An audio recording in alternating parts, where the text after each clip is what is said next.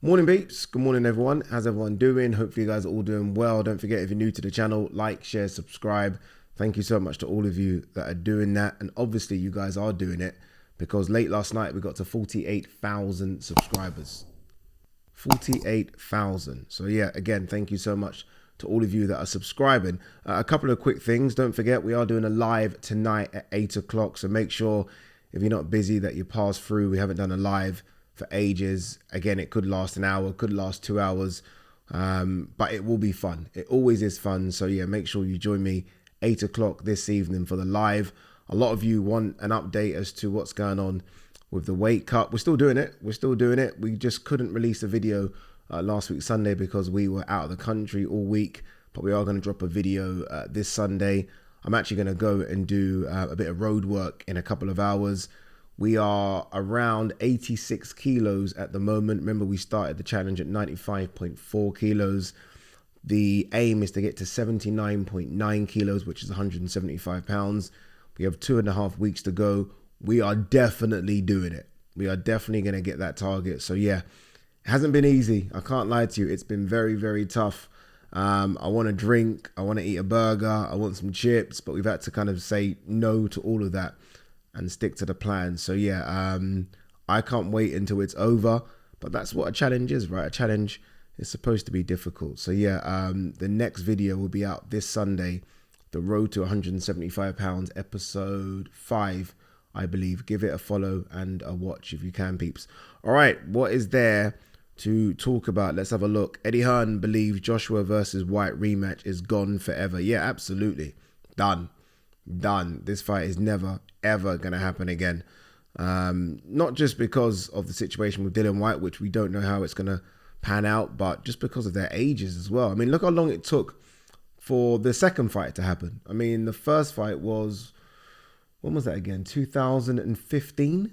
And look how long it's taken for the rematch. So ain't gonna happen. AJ's 33, Dillian Whyte's 35. Yeah, so that is gone without a shadow of a doubt. Let's quickly look at the fight card. Hopefully I can get it up quickly on BoxRec. I want to get some predictions in. I want you guys to kind of get your predictions in the comment section below as well. 2 secs. I think it's a decent fight card. I think any fight card that has the big boys, the heavyweights in it, I think will always be interesting because you kind of almost expect carnage and knockouts. So hopefully we get some of that. Brandon Scott versus Lewis Norman. Brandon Scott will win. Brandon Scott's the guy that wears the Spider-Man outfit. Look, he's trying to be different and entertaining. I don't know if you guys watched the press conference yesterday, but didn't go down too well. But he's trying to be a bit different. But the guy can box. He's unbeaten. George Liddard will win that one as well. Maisie Rose Courtney is going to beat Gemma Rugg. Campbell Hatton versus Tom Ansell. Who was I speaking to? Darren Barker. I'm like, what is the plan with Campbell Hatton? I'm not quite sure. He is sitting down on his punches. He's getting better. He is getting better. The pressure must be incredible. Honestly, sometimes he must have to turn off his notifications and not go onto Twitter. I think it's getting a bit better. I think people are maybe less harsh on him. I don't think they go too deep in him like they used to. But I do wonder what the plan is. I still think he's very small for 140 pounds. When you look at him, I think, geez, I look at some of the other 140 pounders. And look, he might grow into the weight or he might grow out of the weight. But yeah, not quite sure what he does. But Tom Ansell comes to fight. Campbell Hatton, obviously, we know comes to fight. Regardless of what you say about his boxing ability, he comes to fight. So we'll see how it plays out. He's now 12-0. This is the time, right, where you just know if you've got it or not. No, around this time, 12-0, 13-0. So we'll see what happens after this victory. I think he will win. Johnny Fisher versus Harry Armstrong is an interesting one. Obviously, it's for the Southern area vacant heavyweight title. Harry Armstrong actually lost his last fight, but he did come in on late notice for it. I want to say Johnny Fisher, but I say that not with too much confidence. Like, Johnny Fisher should get the job done here. He is the big favourite, but if he doesn't blast out Harry Armstrong early, you never know. But I'm going to say Johnny Fisher. early-ish, so round 3 or 4. If it goes beyond that, who knows? Chisora versus Gerald Washington. I ain't got a clue. Honestly, I ain't got a clue. Chisora is an interesting one, yeah. Like, I think Chisora should have retired from boxing a long time ago. That's what I think, but because I feel like I can see the deterioration. I can see it, I can hear it, and I think everyone probably agrees with that statement.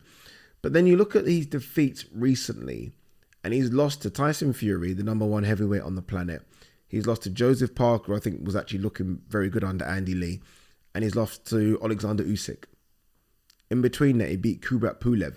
So we don't really know where he is.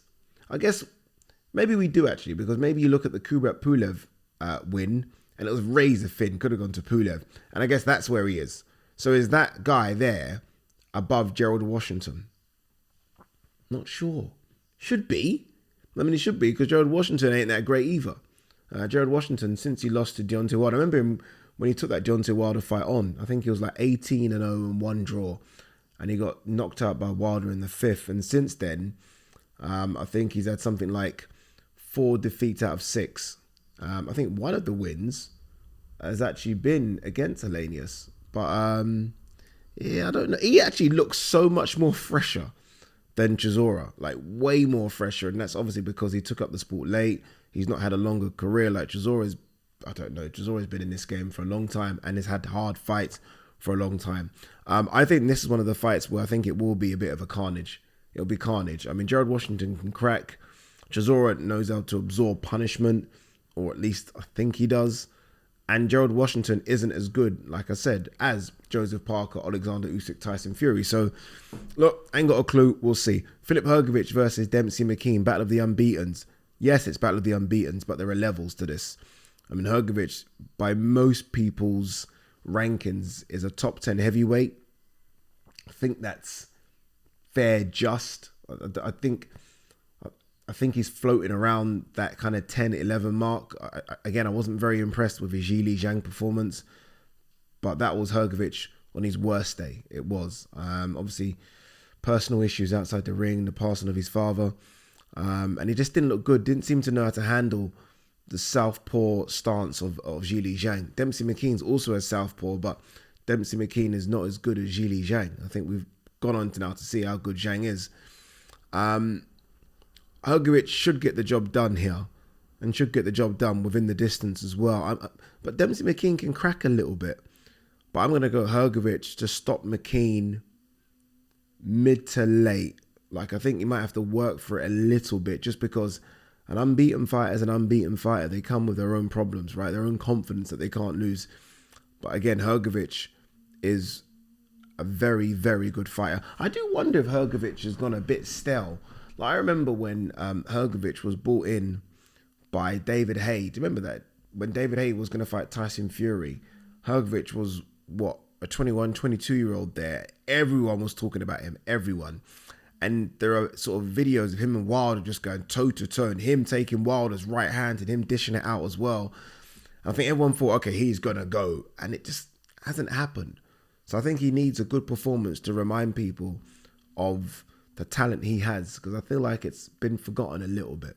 And then we've got the big one, AJ versus Robert Helenius. Again, plaudits to both. AJ didn't have to do this. Honestly, he didn't have to do this. He spoke about why he did this yesterday. Like, he's done a camp. He wanted to almost complete the camp, and completing a camp is having a fight. He spoke about the undercard fighters. If he doesn't fight, they don't get paid, which is very generous. I mean, if I'm where he is, like, my mind's only on me. So for him to think about the undercard fighters, I think is very good. And then he's chosen Helenius, who... Helenius is an interesting one. I was speaking to Helenius yesterday. By the way, what a nice guy. What a really, really nice guy. And if he wasn't fighting AJ, I'd be backing him because he's that nice. But he's fighting my guy, so I can't back him. But when I spoke to Helenius, and I asked him about the Wilder knockout, and he said, look, he sparred Wilder for years, so he kind of knows what Wilder's going to do. And every time he's fought Wilder, Wilder's been on the front foot. And he said that fight, Wilder switched it up and was on the back foot a lot. And he's like, what's Wilder doing here on the back foot? So when he heard the 10-second clapper, he thought, okay, you know what? Let's just win the round. So I'm going to force the action. I'm going to do what I've always done, which is go to the body. I think he said go to the body with the left and go straight up top. He said by the time he threw that left to the body, that was that. And I was like, you know what? Most people, I think we've seen with Wilder, apart from Fury, who gets up, when he hits you with that right hand, at the speed in which he hits it and the power, you ain't getting up. So I don't know. Like, yes, he got knocked out by Wilder, but again, if anyone gets hit like that, I'm sorry, you're getting knocked out. And he said, look, it was just the smallest mistake, and ultimately that mistake cost him big time. And it nearly cost him more than that, because he said as soon as that happened, like when he got back to the changing room, that was it. He retired. He retired because he said when he got knocked out for the first time in his career, he promised himself, if I ever get knocked out more than 3 times, we're done. Like, we're done from this sport. And I believe that was his 3rd knockout, I believe. Yeah, so Gerald Washington, Dupas, and Deontay Wilder. He said, you know what, got wife, got kids, the money's okay, and he just wants to have a safe and happy life. And then he said, I said, what brought you back? And he said, the Viking spirit in me brought me back. And he just said, you know, he came back just to see what was out there. And he realized as well that once you have a big defeat like that, it's very, very difficult to get the phone call to get another opportunity. And then he was just having this, you know, a little gimme fight on the weekend. And then he got the phone call. Although he was already earmarked by Eddie Hearn, regardless of that win on Saturday. So the issue that they were having with Dillian Whyte, in terms of Dillian Whyte potentially not signing the contract, other names on the table were Cabial and Helenius. So Helenius has already been earmarked. And then obviously Eddie reached out to Helenius' manager. Is he okay to fight? Helenius thought about it. Didn't say yes straight away. He thought about it because he had planned a vacation with his family. And look, then he decided, obviously, look, it's a big opportunity, good money. Let's do this. Yeah, back to my prediction, because I kind of went on a bit of a tangent there. AJ should stop Helenius. Like, he should stop Helenius. This isn't a case of, you know, a win is the most important thing. We get that. I understand that. I think we all know that. But I think he needs a knockout. He has to put someone on their backside. I need to see it. I need to see it. The world needs to see it. Again, we continually talk about this Wilder fight. And I actually don't think with the Wilder-AJ fight, it is a case of who lands first. I don't believe that. I think AJ can actually outbox Wilder and hurt him in spots. But I just feel like for his own confidence, he needs to land something clean and clean someone out. It needs to happen. It's been a long time. Even the Pulev fights, Pulev kind of got up and went down and got up. And I was thinking, he needs to knock someone out where they're out. And Helenius, I think, I don't know, it could be a bit chinny now. I mean, Wilder's dented it, right? So it could be a bit chinny. So look, hopefully AJ gets the knockout victory. And I think he will get the knockout victory. I think AJ will play it safe for the first few rounds. Again, you've been preparing for Dillian Whyte, who's a few inches shorter, fights different now under Buddy McGurk, always does that kind of crossover arm, kind of Joe Frazier style, or at least that's what he was trying to do. So you've been preparing for that. You've brought in sparring for that, right, as well. And all of a sudden then it changes from that to a 6'8", 6'9" guy who's very stand up, very upright, very long levers, actually throws more punches per round than AJ as well, so a bit more active. So I think that's going to take a while to kind of figure out. But once you figure that out, which he should be able to do after the first 2 or 3 rounds, then you should start going to work. Then you should start going through the gears. Then you should start trying to land your big shots as well. The big right hand, the uppercut, the left hook, which AJ is very, very, very good at. But yeah, I think he needs to kind of just make a statement here. Someone asked me, what if AJ loses? And I'm like, dude, don't even fucking go there. Don't even go there. Like, this ain't it. So yeah, hopefully he gets the job done. Again, it would have been a shame for another training camp with Derek James, just this one to go to waste, right? Although obviously you take everything you can from that training camp. Ultimately, like I said at the top, that training camp for me is only ticked off when you have a fight. So not the sparring, not the road work, not all the bag work, not the big tie and all the axes and all that. This is only done when you have a fight. And that's why I think it's important that AJ does that ring walk, gets his hands wrapped, that feeling. I think he needs to have that feeling. You're only going to get that walk into the ring. So, yeah, look, I think AJ should get the job done. I don't think it's going to be plain sailing. I do think Helenius is going to ask him some questions. I asked Helenius about AJ, and he says since the Ruiz fight, he thinks AJ's become gun shy.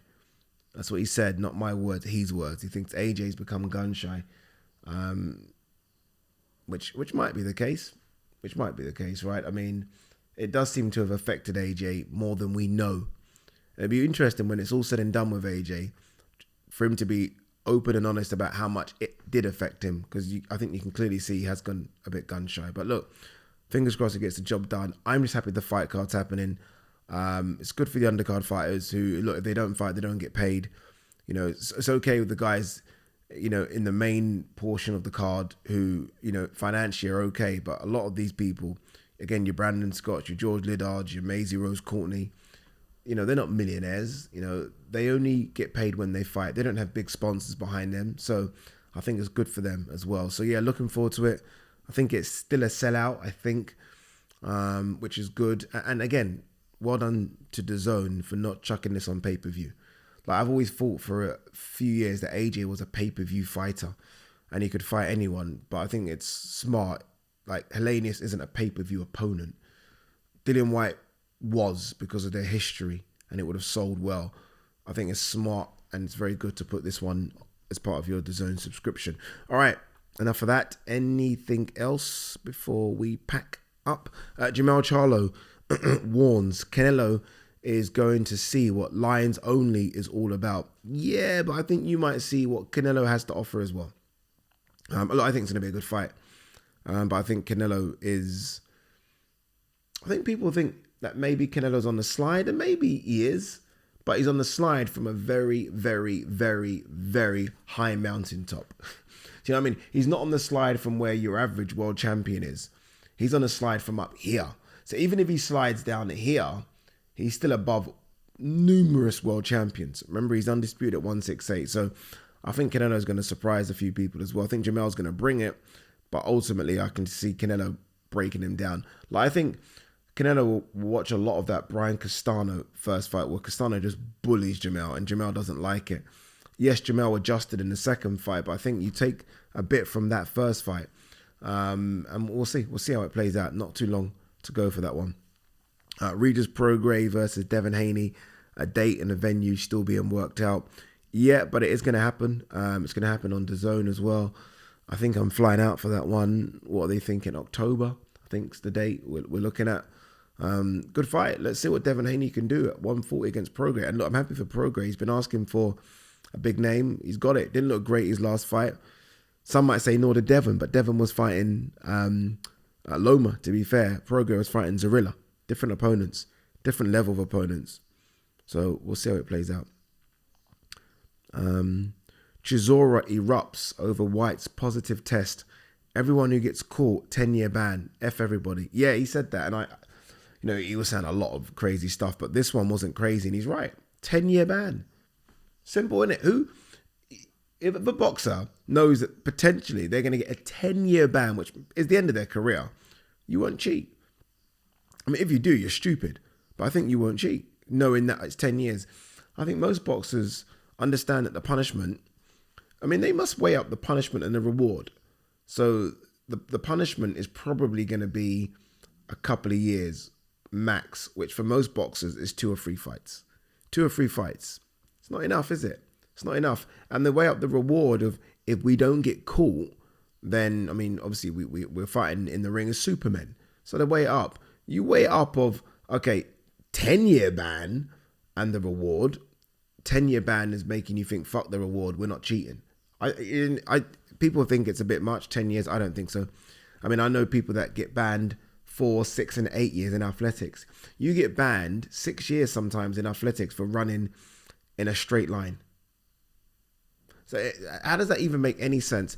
In boxing, I've yet to see a boxer get a 6-year ban. Someone might educate me. But in boxing, you are basically fucking someone up, aren't you? Let's be blunt about it. You're hurting someone. It's very, very dangerous.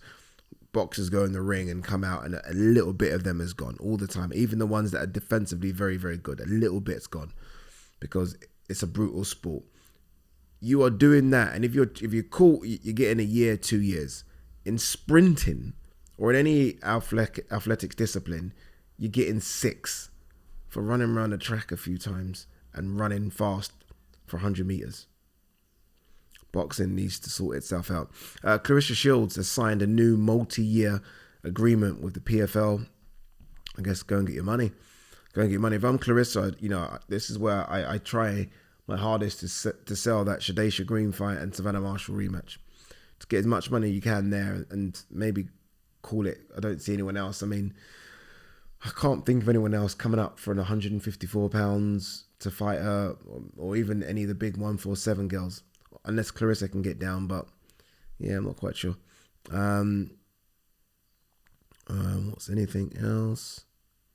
Jamel Charlo will end on this one. Jamel Charlo says, bring on Terence Crawford showdown. Terence Crawford's doing the rounds at the moment with a lot of broadcasters in America. I saw him on CBS. Well done. I like it. I like that he's getting his flowers and doing the rounds. Jamel, look, it's going to be Errol Spence rematch. It's going to be Errol. When I sat down with AJ and we were talking about it, he said Errol should rematch him. I was like, yeah, man, maybe rematch him at 154. AJ was like, no, 147. I was like, 147? Dude, I mean, was there something wrong in camp? And AJ was like, didn't say anything. So maybe it wasn't the greatest of camps for Errol. Maybe something did happen in camp. Who knows? Maybe he carried an injury into ring. I don't know. But I think they're going to go at it again. I think it'll be at 154 or a catch weight maybe 150. And they vacate all the belts. But yeah, I think Jamel Charlo Crawford seems a bit far away, at least a year away. But I think it will happen, but not now. All right, peace and love.